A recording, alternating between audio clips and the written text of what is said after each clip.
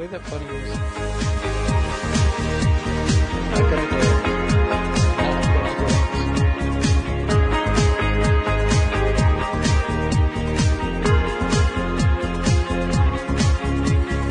Welcome to LOA Today.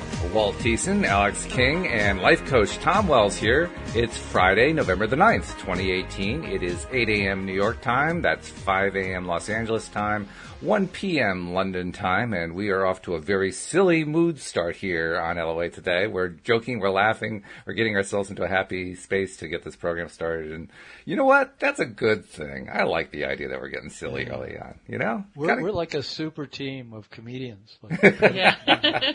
Right? Well, let's see what that's what happens when you bring a comedian on. I brought Alex on primarily because she's a comedian, and it turns out she's also a great contributor. And look what it's doing. It's lifting our energy up. It's wonderful. Yeah, I love it. It's making me incredibly competitive. To try to compete with Alex, this is really hard. Try to be funny. And I'm waiting for her to say, Tom, would you just back off and let me be the funny one? There's room for all of us. Oh, you're so nice. We should just give you the mic and let you roll for a while.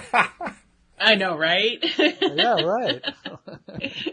This is actually an interesting take on the topic today, because the topic you came up with, Tom, is what are you projecting on the screen of your life? And I'm thinking, not only are we projecting it on the screen of our life, we're projecting it on the screen of our podcast. What we're projecting right here. What are we projecting right here? We're talking about this competition for who's the best. Wait a minute, hold on. What are we doing here? Exactly.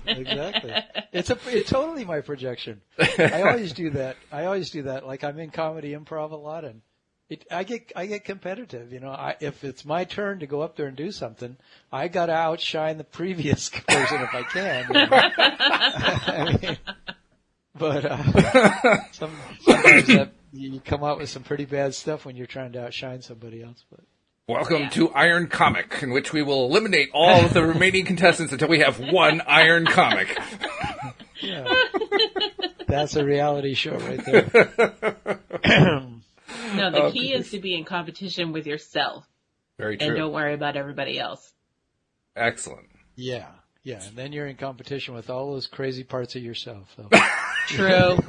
There's a lot of people up here. That's what Robin Williams was a living example of that. Oh, boy. True. All these different voices he had in him. Wow. Yeah. I don't know how many he did, but I mean, I remember when he voiced the character in Aladdin, the genie character in Aladdin. I don't know how many characters he came up with. It must have been like 50 characters in the span of about 25 minutes. I mean, it was just one character after another. How the heck do you do that? Wow. Well, ask Donald Trump. No,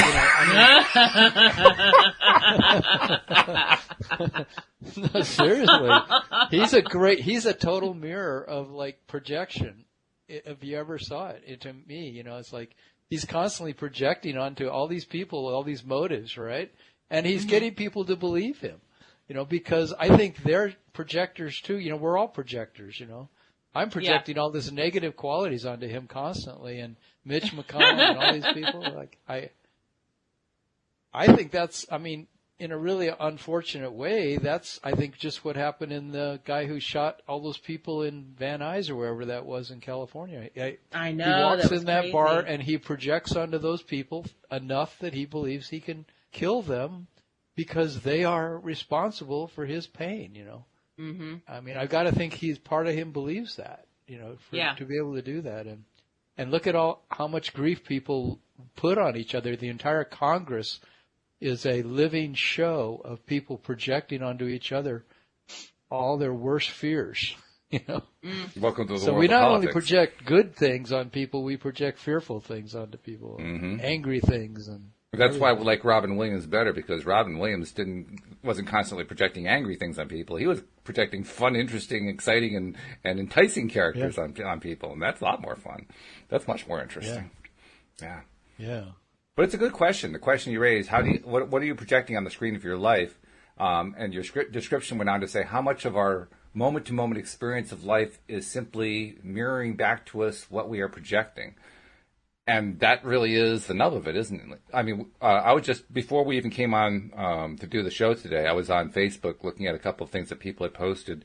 And one of the things that I noticed was, yet again, there was yet another post about, well, what does this sign mean, right?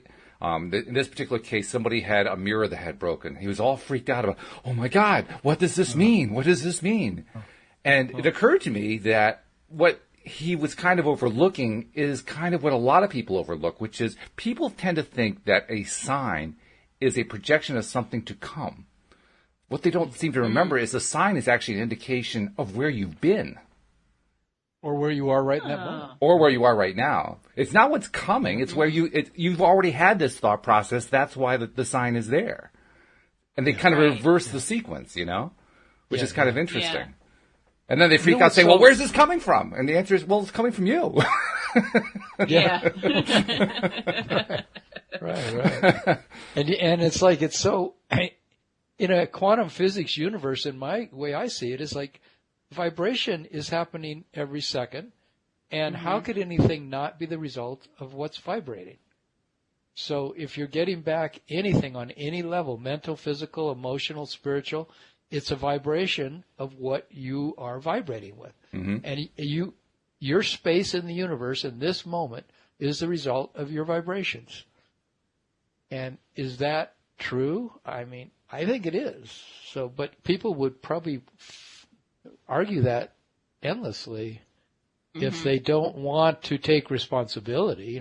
Who wants to take responsibility for their flat tire on the freeway on the way to work, Right. I mean, oh my God, how could I have anything to do with causing that flat tire? But if it's totally somehow reflecting your vibration, that's like crazy making for a lot of people. Oh yeah. They don't want to they don't even want to go there. What does your shirt say? Act like a princess, think like a boss. Act like a princess, think like a boss, look like a model. Oh baby. All right. I have a new T-shirt for every show, so it's going to be fantastic. Dang, you have one heck of a T-shirt budget. That's all I got to say. Five Below is where all the T-shirts are, so that's I don't spend more than $5 on my T-shirts. Okay, all right. Well, wouldn't you always just wear them for the show and then send them back? Well, no, I wear these just because I wear these. Oh, you wear them all the time. You'll wear I do. These are my shirts. Oh, right on. You must live in a warm climate. I think you said you do, yeah. No. Not right Not now. really. Oh. Tell me again. I know I asked you last week. I'm in Massachusetts. Oh, that's not warm. No, it's not. You keep your house warm, yeah. Yeah. I've gone on 2 layers for 28 and 29 degrees outside, yeah. She lives in the same town that the Kennedys go to every year for their summer. She's in Hyannis. Oh, Hyannis. Yeah. Okay. Yeah. Yep. Yeah, that's a famous place. It certainly is. It is. Yeah, and you're on the water. Yep. Yeah, lucky you. Rough I life. know, right? So we can already tell what you've been projecting onto the screen of your life. That's for sure. Right? Yeah. That's what happened. It was actually my mother's projection, and that's how we ended up where we are. What do you mean? Oh, you are your mother's projection?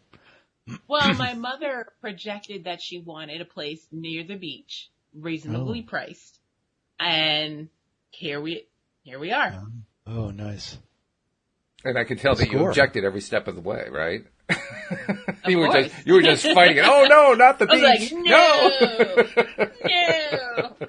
I don't want to be warm. Oh, that's great. So where are we going? Where are we going with this topic? Let's talk about how we project. See, the thing is that even if we just assume that we project, we can begin to transform our lives in the ways that will help us, because we will get out of the realm of imagining that we're the victims of other people and situations and things, and we'll begin to take responsibility, and that's the beginning of transforming our lives into the life that we want. So you talk about, heading towards happiness. This is a mandatory part, the way I see it, of heading towards happiness is that you begin to own the fact that you create your reality. That's what projection is, that, what you vibrate with, you're going to have more of in your life. And the only part about it that confuses people, or the big part, is how come I end up with negative things in my life that I don't want? How could I be bringing that about?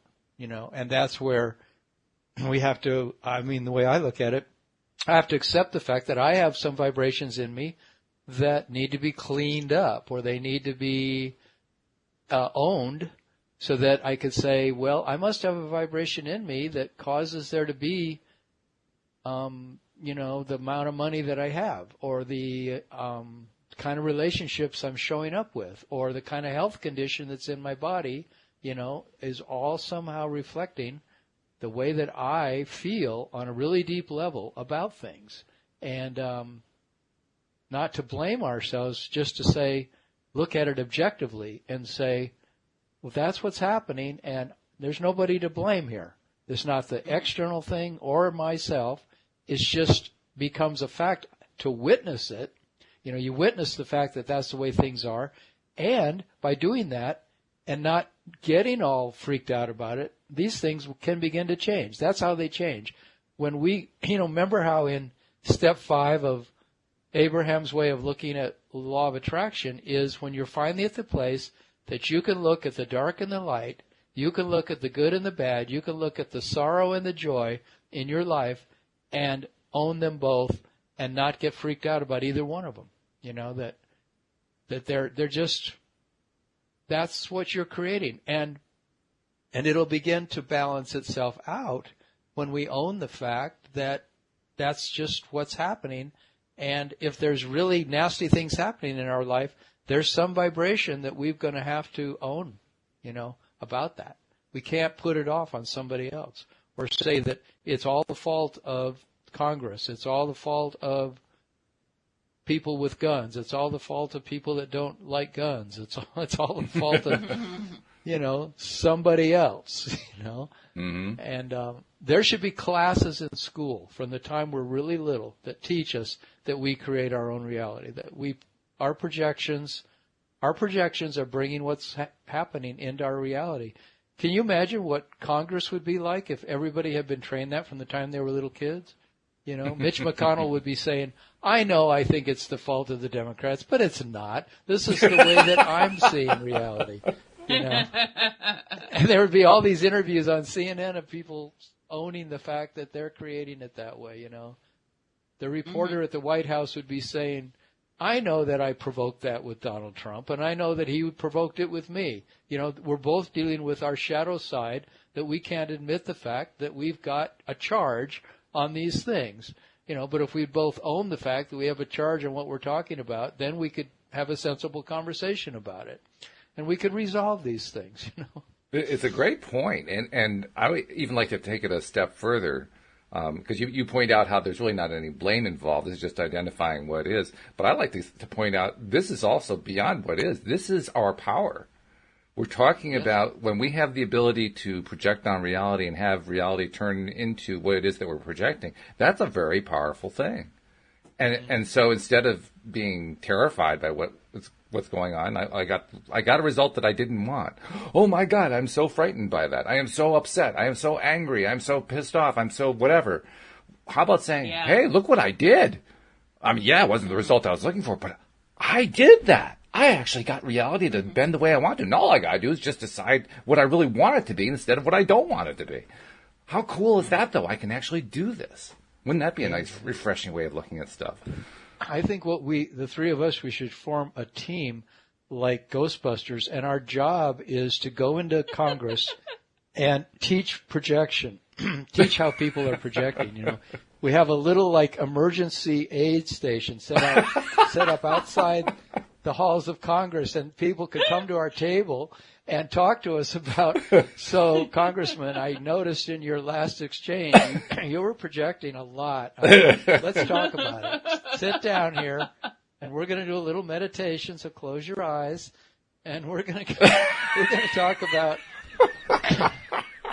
your stuff here, Congressman.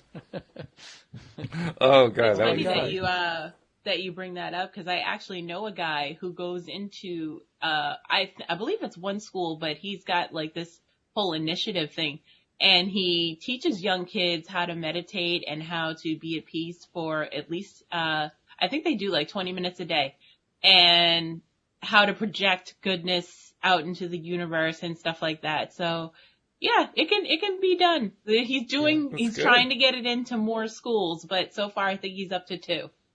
Good for him. That's great. Hopefully there's a lot of people out there doing those kind of things. I think there are. Yeah. And there's a lot doing it in corporate America too, because some of the best people in terms of, what do you call it, personal growth experts, they apply themselves in corporate settings. So I like to think that there's a whole bunch of CEOs and top managers in big corporations all over the world who are actually beginning to understand that they're creating things in their business by the way they think and the way they feel. Mm-hmm. And they're doing their work on themselves somehow. I'd like to believe that. Hopefully. I have a question. Go ahead. How does this get affected by your subconscious? Because that's the problem I have. You and about 7 billion other people. I mean, it is our subconscious, right? I mean, because whatever we're getting that we don't, that seems like that we really wonder, how could that be happening in my life? That's the stuff coming from the parts of us that we don't realize we're vibrating with. And that's what you could call the subconscious. And the cool thing about it is, if you go into your body and ask your body, what does it need? What's up? That's where these things are coming from. The kind of work I do with clients now is we go into what's called an alpha meditative state, where then they can feel what needs to come up from their subconscious to be processed, to be looked at, to be accepted, that, so that the level of anger, the level of fear, the level of sadness, the level of grief, whatever it is, once you feel it, it'll begin to transform. But because we run these constant programs on ourselves where we're running away from our grief, we're running away from our anger, we're running away from our deeper sadness, then it'll just continue to cycle without getting out of us. It won't get diffused, it won't get processed, because we're really doing actions that don't let it be felt, that don't let it really be felt. So these things have to be felt. They don't have to be expressed. You don't have to, have some giant pillow bashing thing with a baseball bat in order to get your anger out. Though that could help sometimes. It helps. But if we just even feel the fact that how angry we feel, and we're doing it in a meditative state, I think it can also get out of us. At least that's the work I'm trying to do with myself and other people. That's good stuff. But yes, I think it's a lifetime. Lifetime of work. We probably need to restate this a little bit, because we actually had a comment from a listener who was saying, "What is this about?" I mean, I think we kind of wandered a little bit, which we often do with the podcast. But basically asking, "What is this? What exactly are we talking about there?" And I wrote back that we're talking about the power that we have to project on reality and using the law of attraction, bring stuff into reality. But it's really something we need to define, I think. What exactly are we talking about when we talk about projecting? What is this activity that we're doing? We generally kind of call it deliberate creation, but what is this? What are we talking about here? Well, we're saying over and over again one thing in my mind, and that is everything that we are is a vibration. And if we're vibrating, whatever we're vibrating with, we're getting back reflections of it from our environment. So everything in a way is a mirror. So, there really isn't people and things and circumstances that are impinging on us. Somehow we are creators. And that's kind of like the bottom line of the whole law of attraction thing. Are you a creator or not? And how are you a creator? Somehow we are shaping our vibration. So whatever emotion lives inside of us and our belief systems, and which are tied what's the word? Totally together with, intricately together with, inexplicably together, our emotions and our belief systems, then whatever those are inside of us is making our life what it is. That's what we're talking about. Mm-hmm. Your beliefs and your feelings make your life what it is. And a whole lot of those feelings are hidden to us because when we were little kids, one way of looking at it, we learned to behave in certain ways to please our mother and father or whoever our caregivers were, all the way up through school. And by those systems, we learned to be appropriate human beings that got along in our environment so that we were fed and clothed and loved. Those are the projections we're running now, still in our lives, in order to survive and thrive. We're running the same operating systems we learned as little kids. Mm-hmm. And so if some of those feelings we learned as little kids to survive were extreme because that's what we needed in our family of origin, because there was abuse or there was a parent who was not clear, who was not happy, who was not in touch with their own sadness or their own anger, they projected that way of behavior onto us. We learned it so we could get along with them, and we may still be doing it now with our relationships and our job and ourselves, acting out of those operating systems, projecting them out, creating our reality. And what do we want to do about that? That's what it comes down to.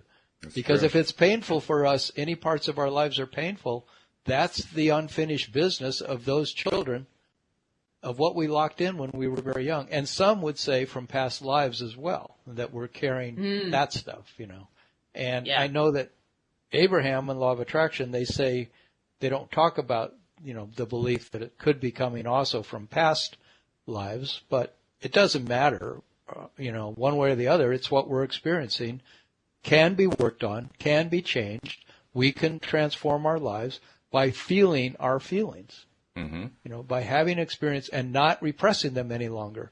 Noticing, like if your spouse goes to work in the morning and calls you at 6 o'clock and says, honey, I've got to stay an extra 2 hours tonight. I won't be home. In fact, I might not even be home till 10 o'clock. So don't wait up for me. And then the spouse, because of his or her unfinished business, immediately starts thinking, God, I wonder if he or she is really at work. Are they actually going out with somebody from work and going to her house or his house, and what are they doing? I don't trust him. I don't trust her. And they start getting into this whole thing. And then when the spouse comes home at 10 o'clock at night and she or he's laying in bed and the spouse climbs into bed and she or he rolls over and says, were you really at work? I don't, anyway, there can be so much projection that is not true. It's coming from that person's unfinished fears that they're going to be abandoned. Because when they were little kids, their mother wasn't there for them the way they needed her to be. Or maybe she literally abandoned. I've had so many clients lately whose parent left them when they were 3 years old or they were 8 years old. It's amazing how many people had a mother or father that wasn't available to them. And of course, they might not be available emotionally. So that's projection right there, and we do it. We're doing it all the time. And that's that unfinished stuff. But if that person could feel deeply into the grief they feel around that abandonment, then they're going to less and less go to that place when their spouse is late coming home from work. They won't necessarily immediately start thinking and wondering and worrying, am I being abandoned? And then Alex, of course, asked the more advanced question, which is, okay, we recognize that what we're projecting, what we're focusing on, what we're thinking about is what we're producing in our lives. That's the problem, of course. If you're that spouse who's laying in bed waiting for your spouse to come home and you're projecting on that person that they were having an affair or whatever, you're increasing the likelihood they're going to have an affair. That's the problem. You're leading toward that, right? So that's the more overt version. But Alex, you raised the more covert version, which is not that you're thinking these conscious thoughts, but you got this subconscious routine going on in the back of your head. And now all of a sudden, my problem. well, a lot of people have that. I have that problem. You know? It's actually the more insidious problem because it's the harder one to get at. I mean, the process. I think, Tom, you're going to tell us the process is pretty much the same thing, getting to the root of it. But nevertheless, it's a more challenging problem because you don't see it as easily. Yeah, but if we just simply decide we're going to do work to process whatever emotions are in us, we're going to go into this meditative state and let these things come up from our subconscious. And our body will tell us. We'll often feel it someplace in our body. We'll feel like I have this really painful psoas muscle on my right side. And I know it's where I'm holding a lot of my unprocessed emotions, you know, because it's just there, you know, or my sinus condition.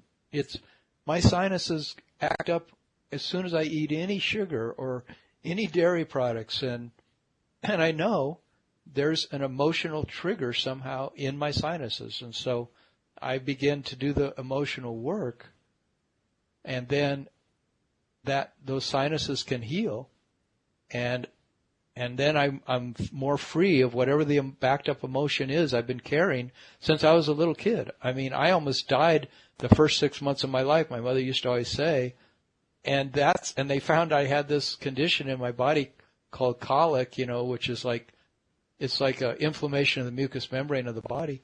But that's the underlying thing of sinus conditions. And I've had hay fever and allergies my whole life. So it's the same thing's been there since I was really, really tiny.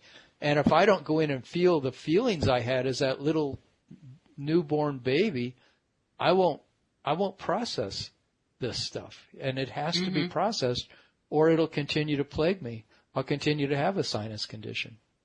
It's ironic, too, that you had this condition when you were 6 months or less, and it's been plaguing you all this time. And what you're suggesting is, well, it may have been something that was plaguing me when I was 6 months old or less, but that doesn't mean I have to be enslaved to it. It doesn't mean that I have to be subject to it. I can still overcome it, which is pretty cool. Right.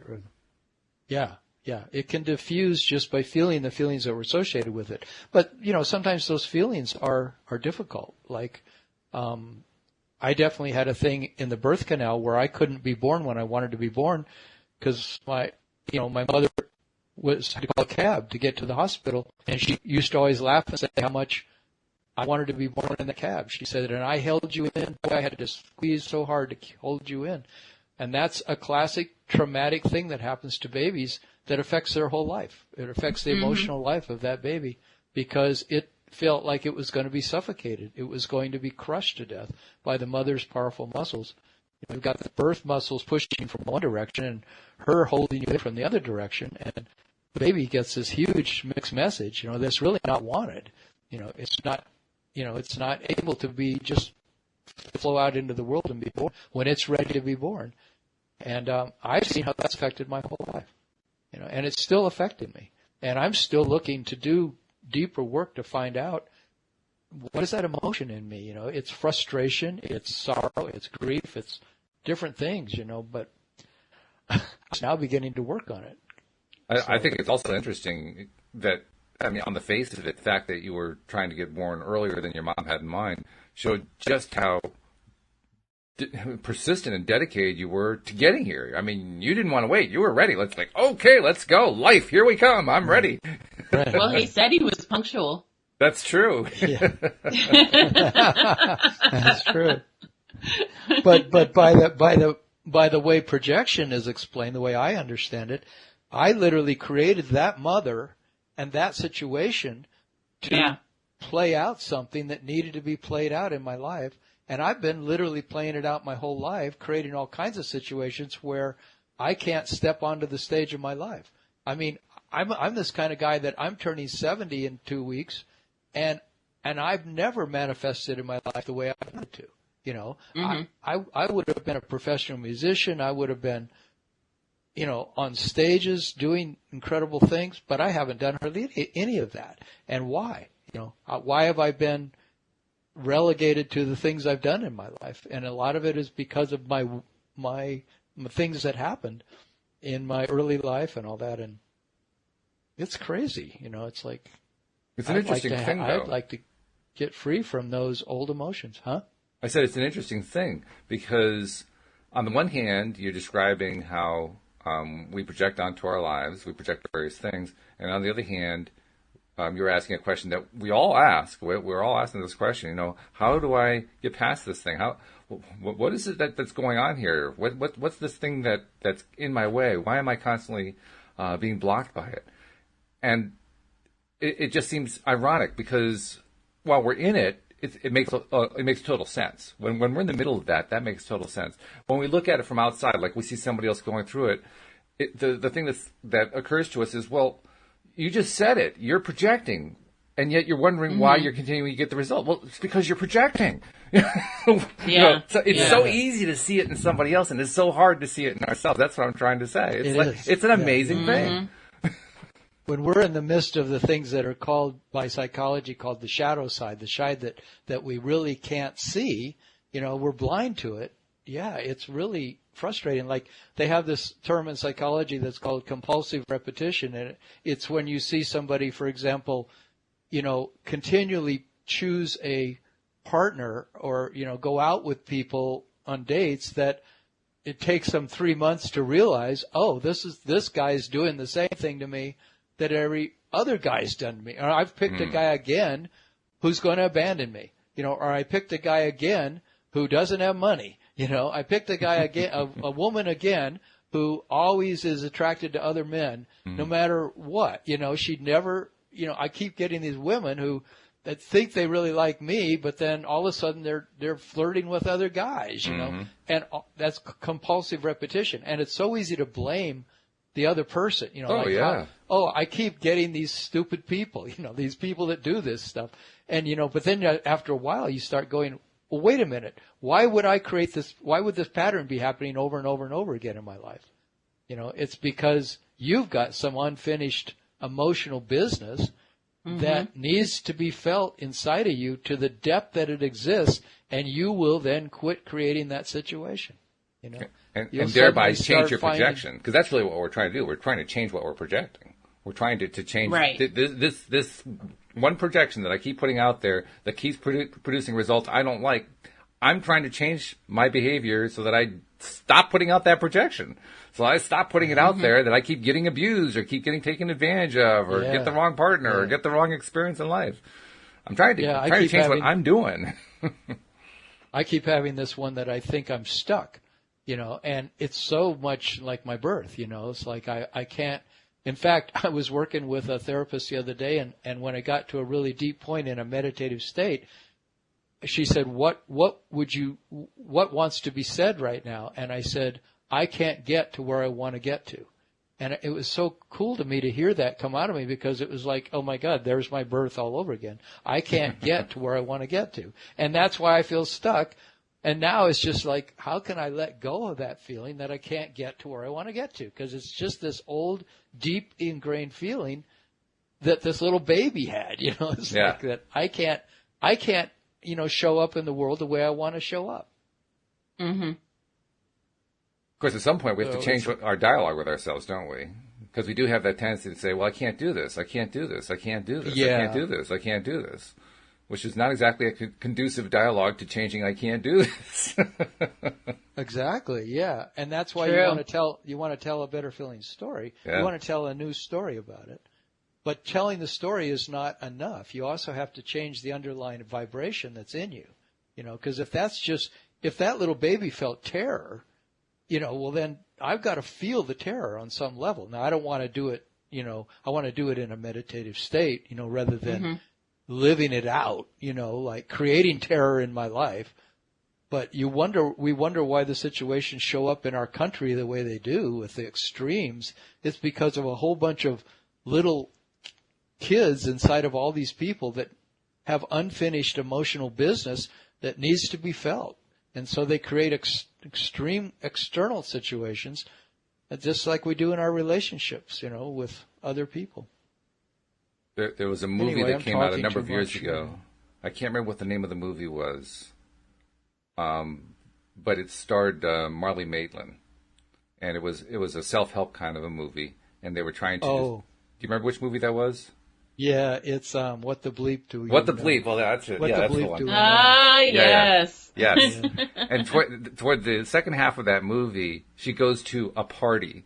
And in this party, you see all the people in the party with their, like you're describing, Tom, the child part of them coming out and behaving in all these rather inappropriate ways, expressing all this stuff that's going on inside of them.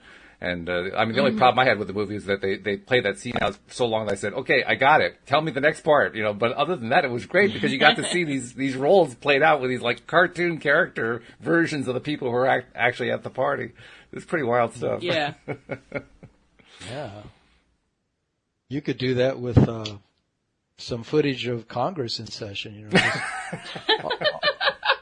all the different unfinished business of all these different characters, Remember when Lindsey Graham got so angry during the Kavanaugh hearings and he started just to go crazy? Did you see that?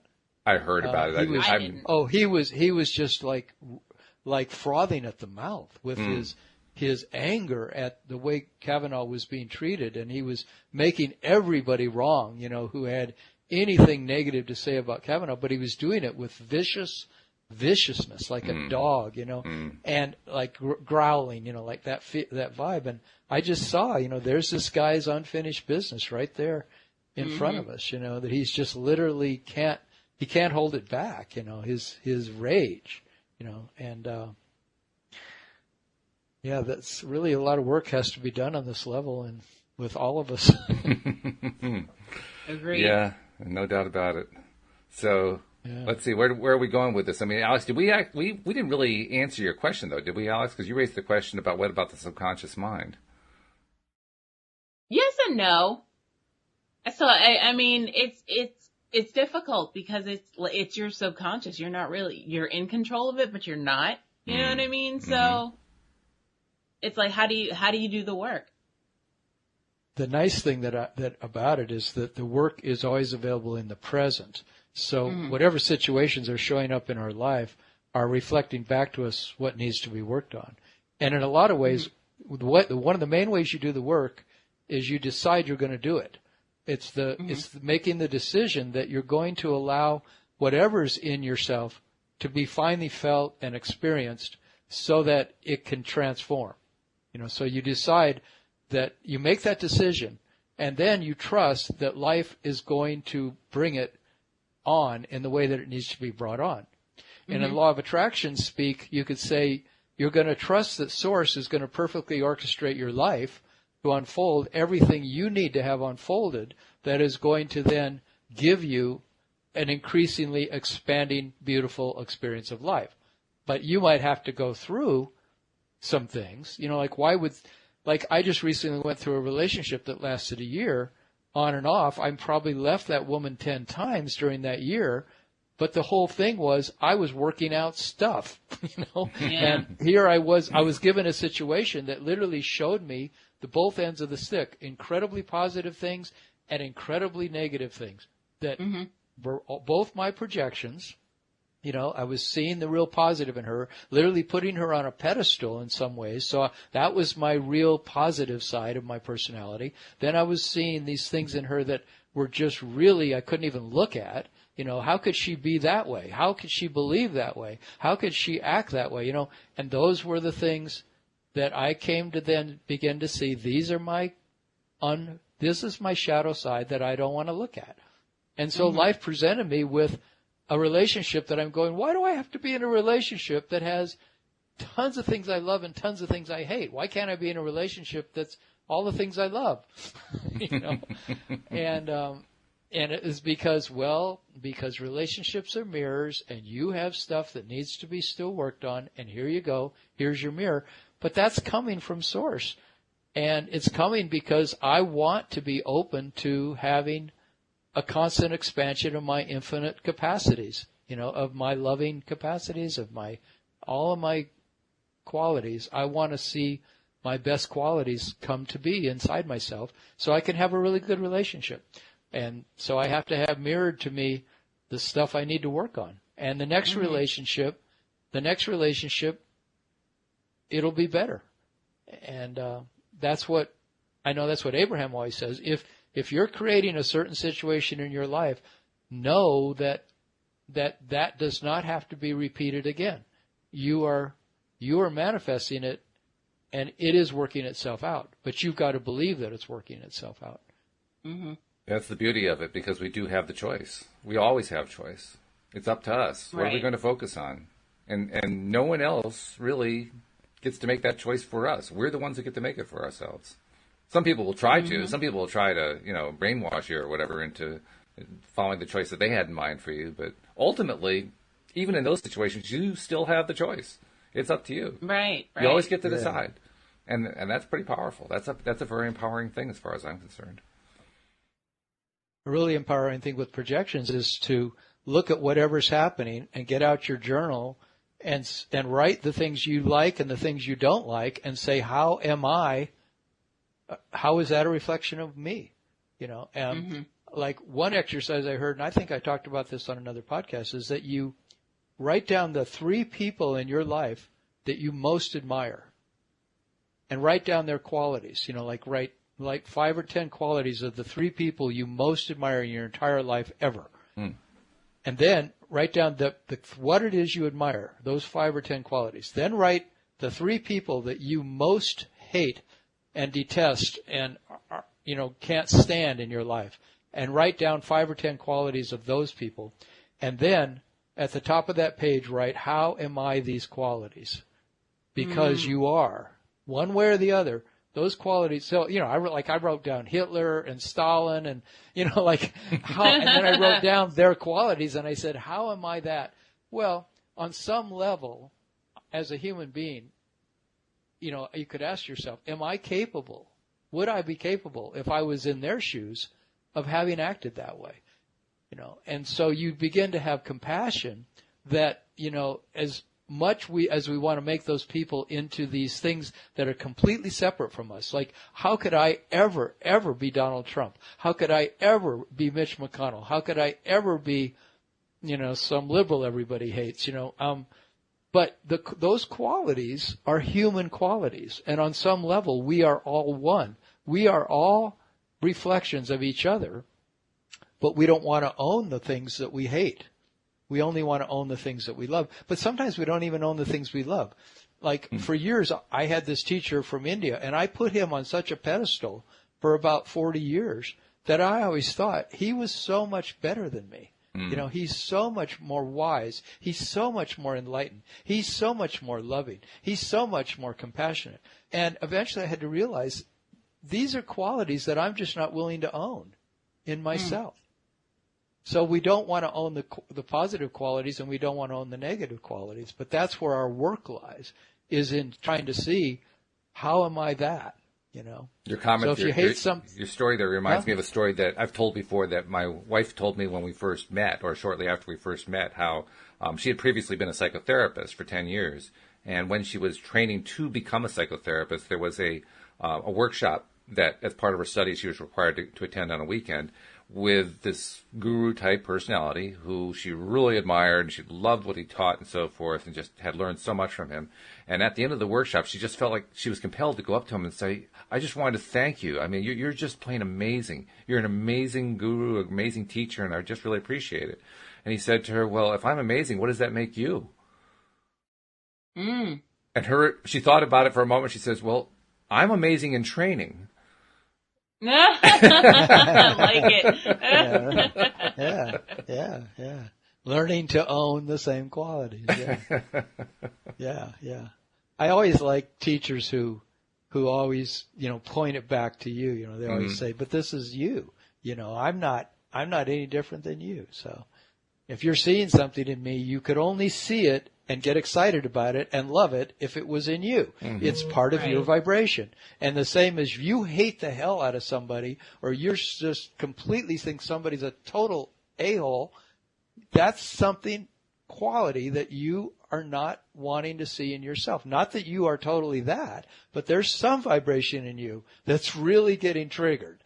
And it's getting triggered because it's your vibe, because it's in you, but you're pushing it down. you're suppressing it so hard that you projecting it onto them and making them incredibly wrong. And think how many people have been murdered and put to death throughout the centuries because of how much people hated them, but they were literally not willing to own that there was something in that person that they were vibrating with inside themselves. And that's why they had such a huge charge on it. That's very true. Yeah. In fact, I'm recalling a conversation I had with Joel Elston yesterday after we did our podcast. We were talking about what's been going on with the elections and what's been going on with the president and so forth. And Joel remarked to me that he'd always wondered how it could be. He was trying to piece together in his mind back in the 1920s, 1930s when Hitler came to power. How is it that there were all these people who could just follow him? Because when you read his stuff or you hear the translations of his speeches or so forth, he sounds like a madman. And yet, at that time, there were literally millions of Germans who would not only follow him, but would follow him enthusiastically. How could that be? And then he said, well, now that I've been seeing what happens with Trump and the Trump supporters, and I see them exhibiting the exact same kinds of just blind acceptance, regardless of what he says. Doesn't matter how true it is, doesn't matter how polite it is, doesn't matter how nasty it is, doesn't matter any of it. They'll just follow it. They'll just follow it. And he says, wow, I guess I can see how it could happen. I guess I can see how a Hitler could come to power. It makes sense now. And that's why this work that we're talking about in this podcast, I think, is the key to us not turning into a fascist regime or becoming at another civil war, where people decide we have to start killing each other because your beliefs are just too much not okay for me. But if we could start to own the fact of why are your beliefs too much not okay for me? Why is that triggering so much fear in me? Why is it triggering so much rage and anger in me? Right. Where is that coming from in me? Yes. And we could, that set up those little emergency stations, where people can go and say, look, I'm projecting. I'm getting really, really angry at Mitch McConnell. What can I do? Well, you need to start working on this stuff inside yourself. Then you can bring some love into the halls of Congress. You could bring some equanimity. You could bring some compassion. You could bring some understanding and acceptance. And that's how we begin to talk across the aisle. We begin to talk about our differences, and, we don't have to kill each other about it. Mm-hmm. Absolutely true. Yeah, I mean, what you talked about with the mirror, how it's all a mirror of what's going on inside you. That's what Trump is. President Trump is a professional mirror. He mirrors back to his supporters exactly what they're feeling, exactly what they're thinking, exactly what they're believing. He's just mirroring it right back to them, saying, yeah, I'm with you, blah, blah, blah, blah, blah, blah, blah, all that kind of stuff. And that makes him popular. And the same thing happens on the left, too. The left does the exact same thing. They just do it on different stuff. But it's the same basic principle. Mirror at people the stuff that they're all working, frothing at the mouth about. And, I'm with you. And he's mirroring to liberals, like a person like me. He's mirroring the stuff that I don't want to look at in my own self. Because same thing. The stuff that I get so intolerant about him and so like blown away and bewildered and confused and angry and upset about the things he says or does, destroying national monuments, all these things. This is a part of me that I don't want to own the fact that that's some part of my vibration. There's something in me that is not at peace, and I know that's the hardest part about projection to understand. It is. How could it not be him? How could I have anything to do with the way that he's showing up, Because we like the positive mirrors, or what we perceive to be the positive mirrors, but we don't like the negative mirrors. The negative mirrors, like, oh, no, that's not me. I'm only the positive ones. Yeah. Right.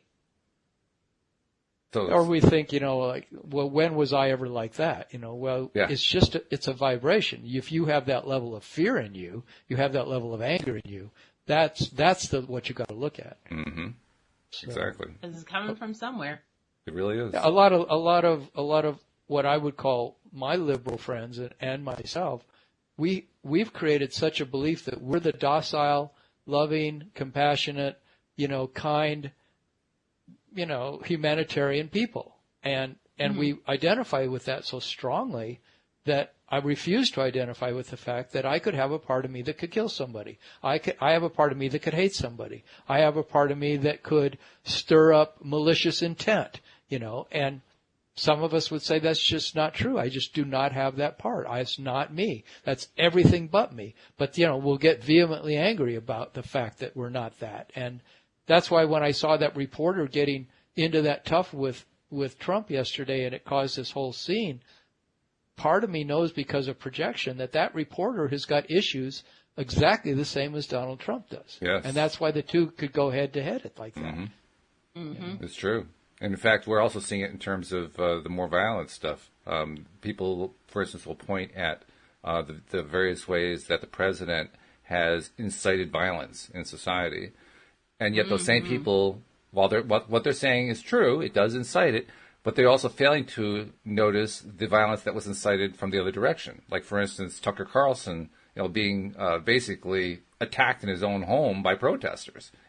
Somehow that always gets skipped by the left. And same thing going the other direction, too. The Trump side is blind to the different ways that they're inciting this stuff, but they're constantly pointing at how the Democrats are inciting stuff. It's like neither side wants to recognize that they themselves are directly involved in this thing. They themselves are the projectors. And that creates a bad scenario. Yep, it does. Yeah. The hard thing of owning the fact that we have these negative emotions in us and these hard emotions, that they're simply not, they're acting out because we just don't know how to own them and accept the fact that, wow, there is something in me that's really, really sad. Or there is something in me that's really, really angry. It's hard work. I think it's like we need teams of processors, that could teach us, how do you go into your necessary processing and do it. And that's what that's the training I'm doing right now, is to become an emotional clearing facilitator, because I want to facilitate people being able to get through this stuff. And I want to get through it myself, which is so it's driving me, but it seems like just kind of work that's got to be done. So. Well, the good news I'm seeing is that I'm seeing more and more people on both the left and the right, and since we're talking about politics, who are saying this has to stop. So that's like the first step, right? I mean, maybe they aren't on either side ready to acknowledge their role in it, but they're at least willing to say this has got to stop. That's a good first step. You don't want to stop it. You want to keep going. You want to keep, developing beyond that. But that to me is a good sign. I like that. I think that's positive. I think that's an improvement. Right. I was always wondering what it would take to have real dialogue, like in Congress. And there was this guy named Marshall Rosenberg, and his specialty was nonviolent communication. And what he did in nonviolent communication, he would go work with the Israelis and the Palestinians and all these different highly conflicting, situations in the world. He was a specialist at that. He would go into inner city things to work with, kids that were incredibly troubled and who were causing huge problems in the inner city schools and, violence. And he would get the two sides together. And what he did was he helped each side see how each person on both sides had beautiful feelings and beautiful needs.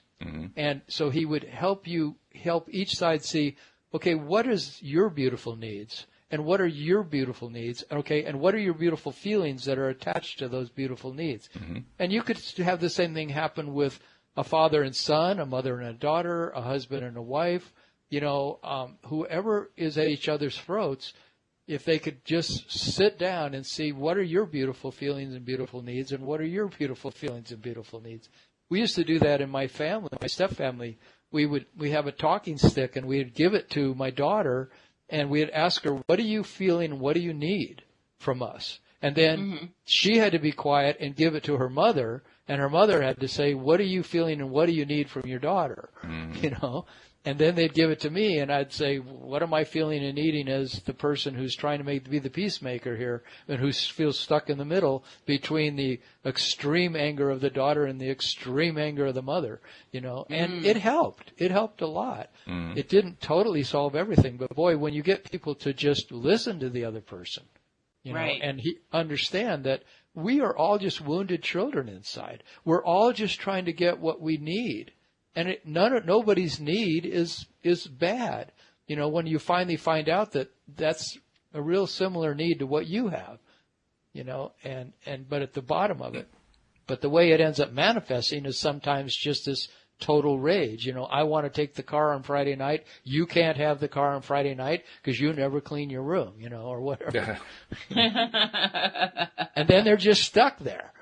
Yeah. You know, instead of, you know, Mom, I need to see my friends, you know, and honey, I need to have you have a clean room, you know, and why do you need that? Well, I need to know that my daughter is going to grow up okay to be a good person, you know, and the daughter says, and I need my mother to know that I need to be able to have a social life even if my room isn't perfect, you know, and they start talking about it.